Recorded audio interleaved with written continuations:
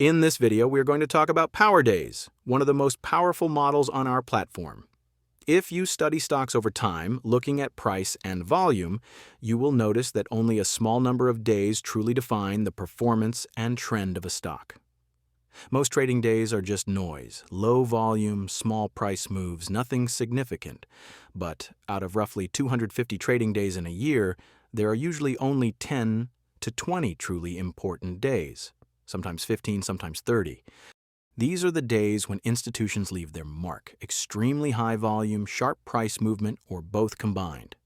For example, here we can see a big volume spike that defined the start of a new trend.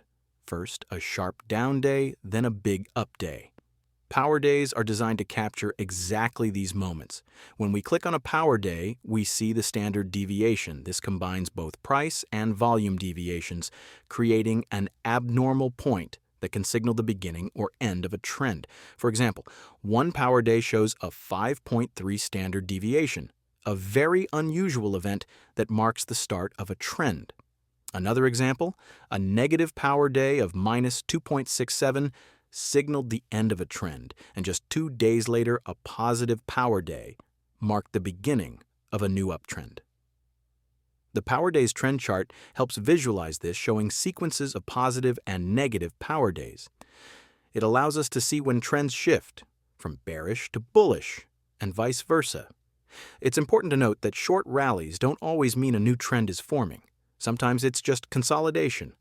But when a power day appears, it often reflects major institutional activity, large investors entering or exiting positions.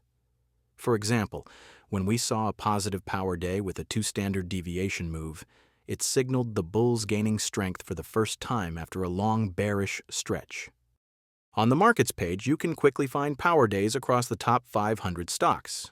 For example, Johnson & Johnson recorded a 9.89 standard deviation move, which is a huge signal in terms of volume. Synopsys recorded a 5.54 standard deviation move. Warner Bros. Discovery also had a significant power day. Let's open the screener, go to Price Action. Here, we select power days and choose positive or negative breakout. Let's look at a specific example, for instance, APM. It had an uptrend with a major breakout.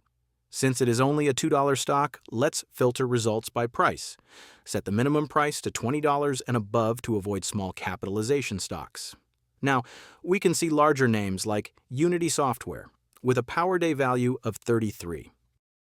In the screener, you also have several useful fields: power day value, the number displayed on the chart and in columns, power day trend, positive, negative, or pending.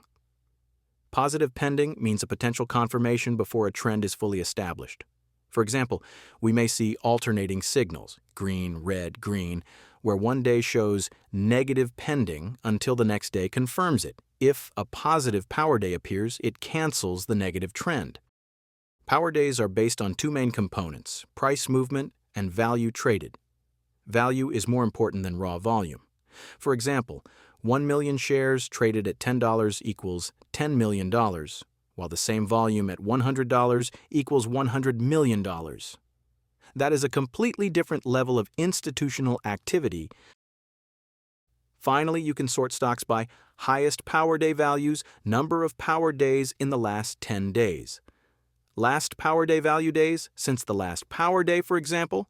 One stock may have 12 days since its last power day, while another just triggered one today.